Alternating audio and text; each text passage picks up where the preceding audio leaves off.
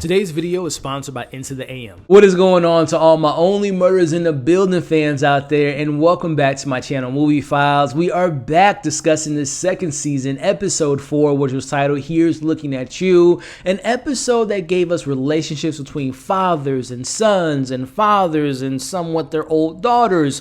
We got the murder weapon, we got more secrets in the building, and our boy Charles has to get some advice from his ex-lover. We're discussing that and so much more in today's spoiler review. But before we get into the discussion, if you all enjoy this type of content, well, make sure you're giving me a follow on Instagram as well as on TikTok for theory videos, prediction videos, and so much more. All those links are in the description of this video. If you're new to the channel, welcome. If you all enjoy early movie reviews, TV breakdowns, and live streams, well, consider subscribing and hitting that notification bell. If you enjoyed the video, give it a thumbs up. Make sure you're sharing it. But more importantly, make sure you're sharing your thoughts on this 4th episode in the comments, from your pros, your cons.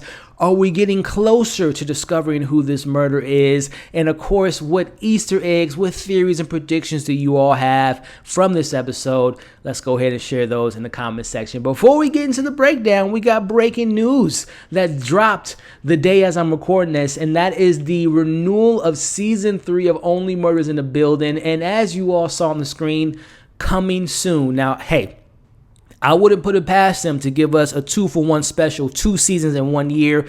They don't need to rush it, but they are pretty quick with bringing us this season 2. So, hey, the realm of possibility, you never know. I don't want them to rush it. I'm okay with next year, but I am so excited about this season 3. I watch a lot of TV, and when you renew another season while you're not even in the halfway point of your current season, the confidence on the show is at an all-time high, and I love it. Let me know how excited you are for season 3. But hey, we're in season 2. We're talking episode 4. Let's break it all down. Full spoilers ahead as we open the episode with a flashback when we see this really beautiful, happy moment, fun moment between Charles and Lucy when she was younger, as we go back to the moment last season where she messaged Charles as she noticed Charles is a claim to fame crime solving hero. It was just so nice to see them rekindling their relationship, this father-daughter relationship, and considering all the stuff that I believe her mom was Emma, how they broke up, the PTSD that he's suffering from that when we saw, when they went to the cruise and how everything shook up. And then for him to find out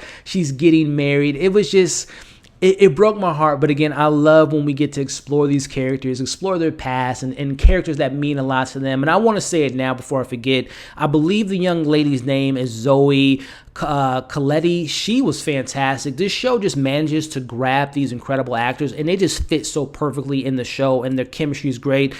Minus Amy Schumer, who we haven't seen in a couple weeks, and I hope it stays that way. But no, Zoe was fantastic. I know they sent her off at the end of this episode, but I want more of Zoe because I love the chemistry she has, not only with Charles, but for the whole crew. She knows a thing or two, and I really enjoyed that young lady's performance. But let's get back into the discussion. As we can tell early on, her background, it seems like she was on a run, and we discover where she was a little bit later in this episode. But back on the set, as we see that Charles is getting ready to get back to his old stomping grounds, he's saying thank you to the crew, and he is finding out that there are show notes. One being that he has dementia, and 2 being he's going to have to be in a wheelchair because the show wants to have that, that little loophole just in case you go to jail. We want to write your character off. So he's not there for that. And I'm really intrigued to see where this plot of him being back on Brazos, like, where is this kind of leading? There has to be something going on there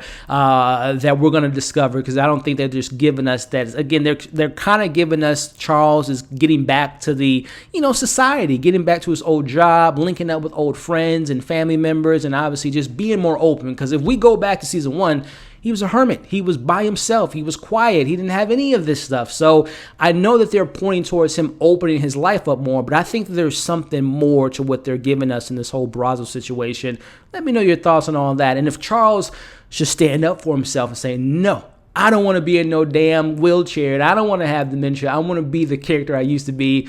I think he's going to start speaking up for himself. Let me know your thoughts on all that. But getting back into the breakdown here, he gets a surprise visit in his trailer, and it is Lucy, as we are now setting up the episode. But speaking of surprises, old Teddy is back, as we get an awkward conversation between him and Oliver in the elevator, and he is awaiting trial, and there is some anger that's built up between Teddy, which is understandable, as well as his son Theo. And he seems to be bottling up that energy productively until it's him leaving the elevator. He looks back at our boy Oliver, and he tells him that he is going to screw him extremely hard, and he's going to make him choke on the stuff that he did to him. So yeah, threats. I'm not a fan of threats, especially for our crew here. So Teddy, and by the way, my man, I know he can probably pay for his, being out on bail, but geez, you're going to let him go back to the place where he was. That was really interesting, but let me know what you all thought of that. Did Oliver handle himself well when he got threatened that he's going to be, I said screwed, obviously Teddy said something else, and putting him, making him choke and all of that. Ooh, that's some tough words there. Let me know what you all think about all that and how excited you were to see Teddy, and we'll talk about Theo a little bit later. But getting back into the breakdown, the team meets Lucy, and the whole Squid Game jokes is like talking to Lucy is like watching Squid Games without subtitles. Again, the way that they sprinkle in jokes is so organic, and it's so damn funny, as we see that Charles needs Mabel help in understanding Lucy, because obviously she's a younger individual that can understand the youth. We see Lucy filling Mabel in on the rundown of how cool Mabel is and how the internet is considering her to be famous and all the different conversations that they're having there. And she just, as Lucy's talking, she conveniently doesn't let Mabel know why she is there visiting Charles, which we'll talk about that discussion a little bit later. But she, again, Zoe, man, she's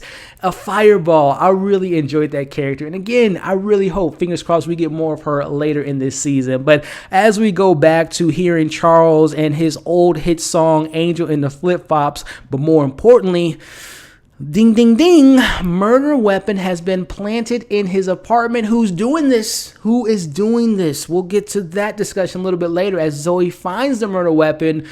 But in comes Howard, who has a confession of his own, as we see Howard lied about his black eye, and he has come to tell them that it was due to Nina punching him in the eye, and she has a bit of a violent streak, and she is willing to cut a bitch, and that bitch might have been Bunny, R.I.P., justice, hashtag justice for Bunny.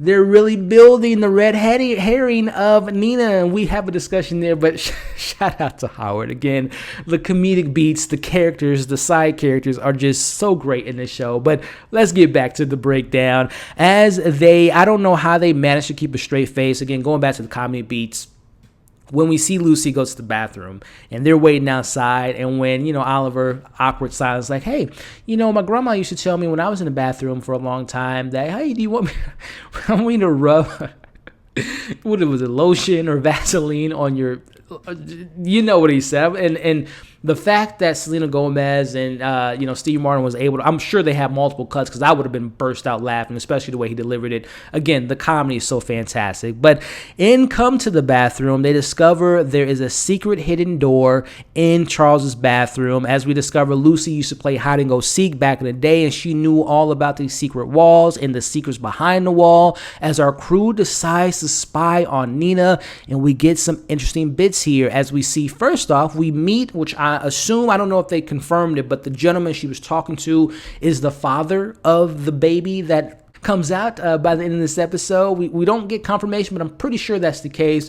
But more importantly, he says to her, it was the right idea to take down Bunny. Now, as we'll get to a little bit later, I think it's safe to assume he was saying we got her out of the position of president to be the board of the president versus getting her out of the presidency of life, right? I don't think that's what he was referring to. Let me know how you all took in that scene. But as we get back to what they're actually looking at, it appears that going back to this president of board, taking her out of the position, it looks like Nina wants to kind of do some major structural changes to the building. Meanwhile, Oliver spies on Teddy and Theo, who's making his return, as they're arguing. And I think the biggest thing that I took away from this scene is Oliver sees the dysfunction within that father and son relationship, and it kind of makes him think of how his son gave him other chances, and he doesn't want to be in the position that Teddy finds himself in, where they're bickering and arguing, not on the same page. So I kind of took it as like, I really need to focus on my son, which he does a little bit later in this episode. But as we get back to it, Lucy's master plan, she gives them the idea to record Nina and get a confession. Instead, her water breaks and in comes the baby. And I guess we can say take Nina off the board, because as she is, Charles is talking to her, giving her the advice, giving her encouraging words, it's clear that she did love Bunny, and she couldn't have killed her, because she's like, man, I really wish that Bunny was here. And again, she could say that, could make herself look good. And again, I said in my review last week, I don't think Nina killed her, but I think she might know more than what she's leading on to, especially, again, who's that guy, the baby daddy? What's he up to? Where has he been? I still have my suspicions on Nina, but again, her words there made it seem as though there's no way she could have killed Bunny. We'll see how that goes. But getting back into it here, we see Lucy miss Charles, and this was a really heartfelt moment as Lucy tells Charles the truth about why she's there and how she felt so kind of bummed out that they didn't keep in touch. And more importantly, she says, "You're the best dad I've ever had." Ah, man, this show just knows how to tug at the heartstrings. That was a really great moment there. And again, just seeing Charles, again, opening his heart up again, learning about his past, and just having that sweet moment. And again, that young lady was so great. I love their chemistry, and I hope we get more of her. But let's wrap up the episode here as Oliver pays a visit to his son, helps him with his production, and thanks him for not giving up on him. Speaking of Charles, going back to saying goodbye to Lucy, she tells him a very huge moment. The night of their arrest and Bunny's death, she was in the building, hiding between the walls, and she encountered the killer. I think it's pretty safe to say that was a male. That was a man in that mask that killed Bunny. And again, last week we were like, is it a man or a woman that killed her? Pretty safe it's a male. The person clearly has to live in the building to know all these secrets. Who is the killer? And I said it a couple weeks ago. I think there are multiple people involved in this, and I think one of those people is Alice. And whoever this guy is, share your theories in the comments. Let's finish up this episode here as we see Lucy tells Charles that he needs to toughen up, be a man, because the killer is on his tail. And we end the episode with him looking at his phone, unknown calls that he's missed. It is from the one and only Jan, and that he pays a visit to in jail. Very kind of Silence of the Lamb. We're going to see if he can get some advice from a killer in Jan. So very great episode. Again, as far as my review goes, I love how this show is able to give us these moments of sincerity and earnest and just really great emotional moments. Again, seeing Teddy was cool and Theo, but obviously there's still tension there as they're waiting their trial in their beautiful apartments. But I love that. I'm very intrigued to see where that angle goes and if they're going to be using them to help them solve this case.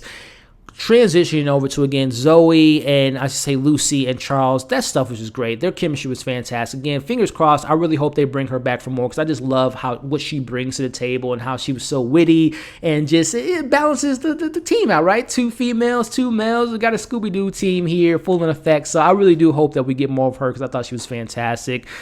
Nina, again, can we scratch her name off the list, because she seemed to really miss Bunny and she wished she was there for her child. But who's the baby daddy? What's his situation? What is this architect that they're building? This whole space, was it like climate? I don't know. What is that thing? I don't know what she's building there, but I guess we can take her off the list for now.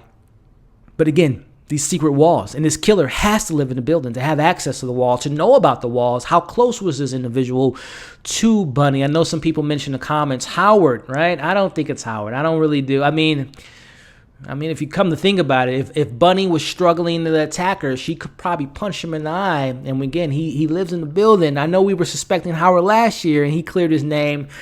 I don't know if they're going to let Howard be the killer. I don't know. I still don't think we've met the killer quite yet. We got 6 more episodes to figure it out. I want to know your thoughts in the comments. Again, pros, cons, thoughts, theories, and everything in between. I forgot to mention, because I was just having a great time breaking it down, this video is sponsored by Into the AM. Before we wrap up the video, let's hear a word for our awesome sponsor, Into the AM. Today's video is sponsored by Into the AM. Into the AM is a clothing company with a variety of amazing products such as t-shirts, hoodies, jackets, shorts and underwear, headwear, and much more. Their t-shirts have unique designs, they're incredibly soft and extremely comfortable, and they're made to last. But the best part is, you can get 10% off by using my discount code MovieFiles when you're selecting your new gear, which you can find that code in the description below. Again, thank you for sponsoring this video. If you all want to get some of these awesome shirts and many more things they offer, you can use my discount code, which you can find in the description of this video. I love this episode. I love this show. I'm so happy we got season 3, and I can't wait to be back with you all next week to break down the 5th episode of Only Murders in the Building. Before you all leave, make sure to like the video, share the video, leave your thoughts in the comments, subscribe to the channel if you're new. Thank you for being a part of the community. If you've already been subscribed, I appreciate you all. Hope you're staying safe. Come and join the community. Check out my other reviews. Check out my most recent review, and we'll catch you all on the next breakdown.